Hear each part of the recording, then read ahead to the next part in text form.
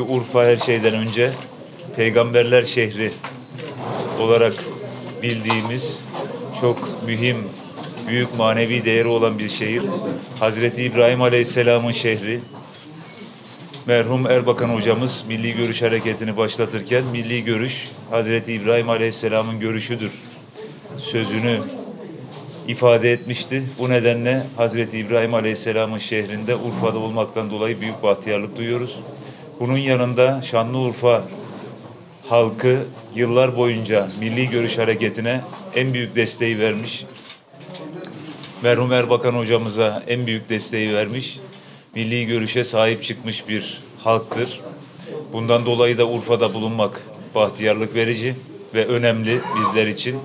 Ve aynı zamanda tabii bölge insanının yardımseverliği, misafirperverliği, samimiyeti, candanlığı gerçekten de son derece yüksek seviyede ve bundan dolayı da yine Urfa'da bulunmak bizleri memnun etmiştir. Ve sadece Urfa'da değil, Türkiye'nin dört bir yanında sadece bizde değil, bütün teşkilat mensuplarımız esnafla, halkla, mahalle mahalle, köy köy dolaşarak muhatap oluyorlar. Onların dertlerini dinliyorlar, sıkıntılarına ortak oluyorlar.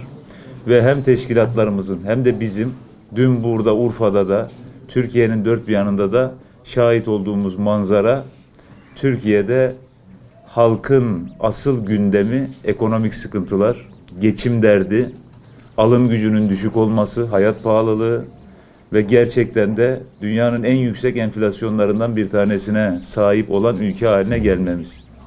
Bunu da bizler 4 maddeyle ifade ediyoruz. Türkiye'de halkla kucaklaşan, halkla muhatap olan, dar gelirli milyonların derdini dinleyen, herkesin şahit olacağı 4 tane madde. Birincisi, çok ciddi bir işsizlik problemi var. Bununla ilgili rakamlar ortadadır. Türkiye'de işsizliğin bağımsız araştırmacılar, akademisyenler %28 oranında olduğunu geçtiğimiz günlerde ifade ettiler. Genç işsizliğin %40'ın üzerinde olduğunu ifade ettiler. Zaten bunu gerçek hayatta sizlerin de müşahede etmesi, şahit olması, kendi etrafından, kendi akrabasından, ailesinden de şahit olması mümkün. Bu noktada Türkiye'de toplamda 10 milyonun üzerinde işsizler ordumuz. Üniversite diplomalı işsizler 1,5 milyona yaklaşmış. Yani Türk Silahlı Kuvvetleri ordumuzun neredeyse 3 misli diplomalı işsizler ordumuz, üniversite diplomalı işsizler ordumuz var.